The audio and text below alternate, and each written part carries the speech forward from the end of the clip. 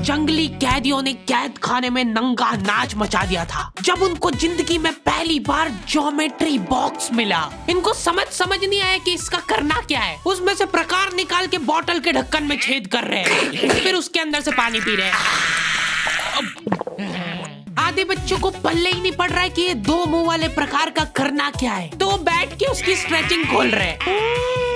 कुछ गांव के लौंडों ने मिलके तो हथियार वगैरह बना लिए थे। ये देख, ये अपने को यहाँ से हुक पकड़ना है, उसके बाद तुम जैसे खींच के इसको छोड़। हाँ, हमारे स्कूल में आसपास के गांव से भी बच्चे आते थे। मेरे को बहुत बढ़िया लगते यार ये बच्चे।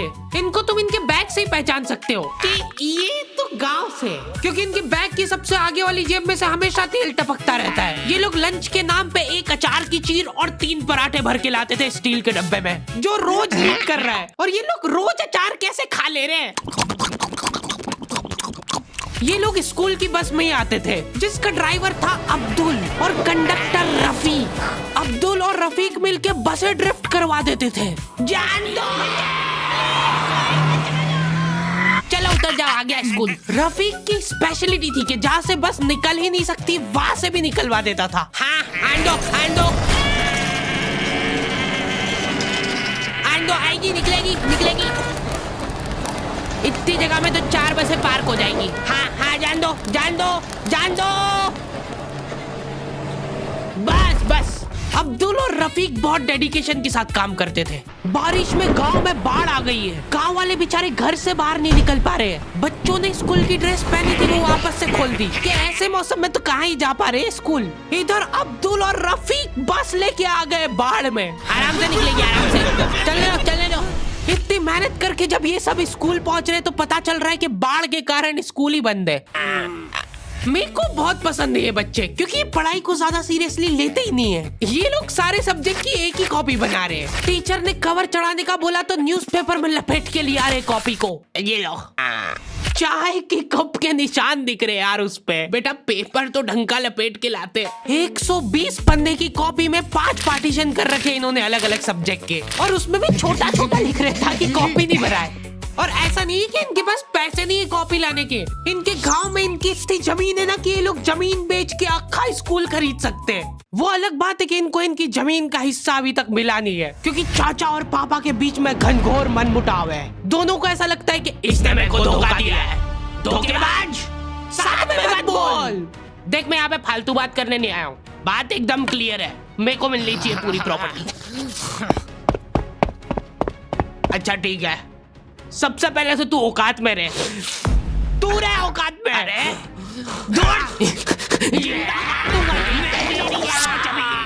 नहीं, दूर, अभी चालू नहीं हुआ है। इनकी बहन दोनों भाइयों का समझौता करने के लिए रेफरी बनी है।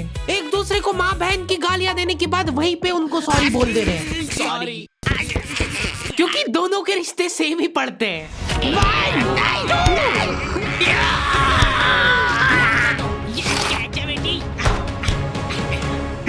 जीत गया। ये देख कोर्ट कचहरी में मिलेंगे अब। तो अभी तक वो केस चल रहा है और वो चलता ही रहेगा जब तक पापा या चाचा में से कोई मर नहीं जाता। हमारी क्लास के बच्चे बहुत बतौकड़े थे। इनके मुंह का थूक खत्म हो जाता था बोल के। अरे देखो, मैंने व्हाट्सएप स्टेटस डाला था उसका हाथ पकड़ के। अब उसको ऐसा लगा कि मेरा स्टेटस सबको दिखता है, पर मैंने सेटिंग्स में जाके स्टेटस सिर्फ उसको विजिबल कर रखा था। लॉन्डो से कुछ भी शेयर करना बहुत रिस्की काम होता है। मेरे को तो अच्छी लगती है यार कंचन। तुमने सिर्फ बोला है कि ये अच्छी लगती है, इधर लॉन्डो ने अफवाह फैलानी चालू कर दी। सर, उसको आंख उठा के मत देखना, भाई की बंदी है। जब भी वो पास से निकल रही है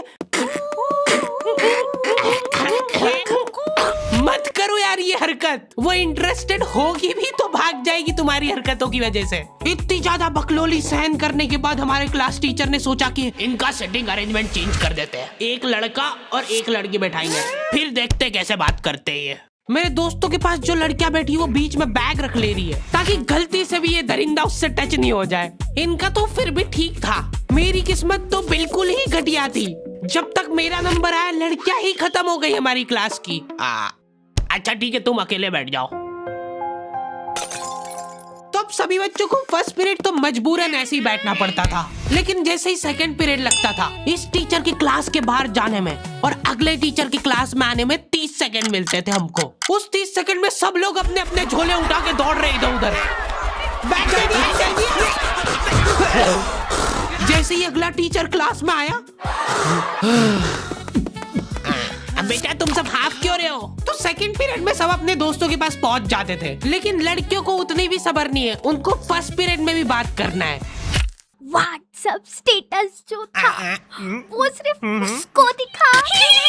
क्लास के इस कोने से उस कोने तक इशारों में बातें हो रही है इनकी। लिप सिंक पढ़ ले रही है लड़कियां इतनी दूर से। या लॉन्डो को चिल्ला चिल्ला के बताने के बाद भी समझ नहीं आती आधी चीजें। अरे तो तुम इसकी कॉपी नानी के यहाँ क्यों लेके गए थे? सर वो मेरे को लगा मैं वहां जाके पढ़ाई करूंगा। इनसे घर में, स्कूल में, कोचिंग में कई पढ़ाई नहीं हो रही है, और 4 दिन के लिए कहीं घूमने जा रहे तो उसमें बैग में कॉपियां भर ले रहे कि अब होगी पढ़ाई। वो भी दूसरे की कॉपी मांग के ले जा रहे हैं। वहां जाके सिर्फ कॉपी निकाल के सामने रख दी सबके, ताकि नानी के घर पे तुम्हारा एकदम रोला जम जाए कि लड़का दुनिया इधर से उधर हो जाए पर पढ़ाई नहीं छोड़ता है। लड़का दूसरे की कॉपी मांग के लाया है अपनी कॉपी कंप्लीट करने के लिए, जबकि स्कूल डेली जा रहा है अपना लड़का, फिर भी कॉपी इनकम्प्लीट रह जा रही है। और बात ये कि वहां जाके भी इनसे कॉपी कंप्लीट हुई नहीं है, उल्टा वहां निकाल के रख दी थी और भूल के आ गए कॉपी। और तुम्हारी लीव तो 3 दिन की थी, तुम 5 दिन बाद क्यों आए मुंह उठा के? सर हम लोग तीसरे दिन पे ही निकल गए थे वहां से, और हम जैसे ही ऑटो रिक्शा में बैठे नानी जी ने रोना चालू कर दिया। अब जैसे जैसे ऑटो दूर जा रहा था मेरी नानी जी जोर से रोने लग रहे थे।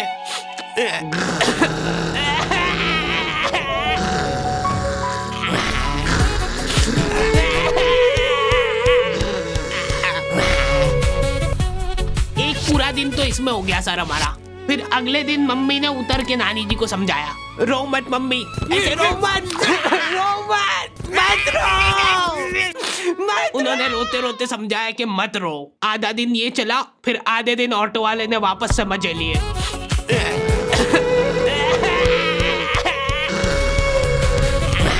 हाँ, बहुत हरामखोर टाइप बच्चे आते थे हमारे स्कूल में। हमारी क्लास के कुछ बच्चों को जने क्या चुल मची कि स्कूल में फोन ले जाते हैं और वॉशरूम में जाके वो फोन में गाने चला के झुंड बना के नाच रहे हैं।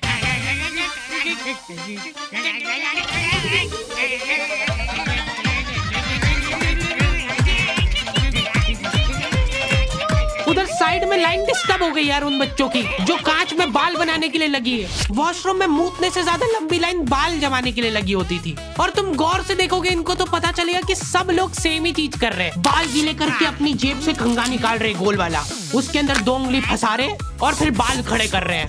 और बाहर निकलते से सारे टीचरों ने घेर रखा है इनको, क्योंकि इतने जोर जोर से गाने बजा के नाच रहे थे ये लोग। किसके पास है फोन, जल्दी से बता दो। मैम ऐसा कुछ नहीं, हम तो मुंह से गा रहे थे। किसी से भी पूछ, मैम इसके पास ही है फोन, हमको छोड़ दो, हम तो सिर्फ बाल जमा रहे थे। तुम कुछ कांड करते हुए पकड़ा जाते हो तो तुम्हारा दिमाग चलना ही बंद हो जाता है एकदम। इनसे पूछ रहे कि बताओ बेटा क्यों लाए तुम स्कूल में फोन? मैम वो यूट्यूब से पढ़ाई करने के लिए। स्कूल में?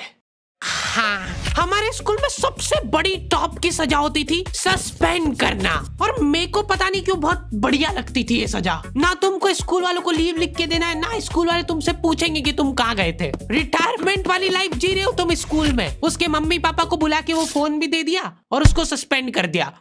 अब वो बच्चा घर पे बैठ के आराम से फोन चलाता है और अपना जीवन खुशी खुशी बिताता है। उसके घर में सिर्फ 2 ही रिटायर्ड लोग हैं, एक उसके दादाजी और दूसरा वो।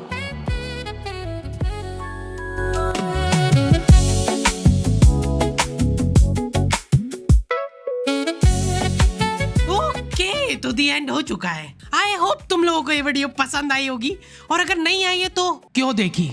हैरी भाई कम से कम 1 घंटे की वीडियो बनाया करो, वीडियो कब चालू होती कब खत्म होती पता ही नहीं लगता है। बात ठीक है, पर ये एनिमेशन बनवाते बनवाते मेरी जेब भी कब खाली हो जाती है वो पता नहीं लगता है मेरे को।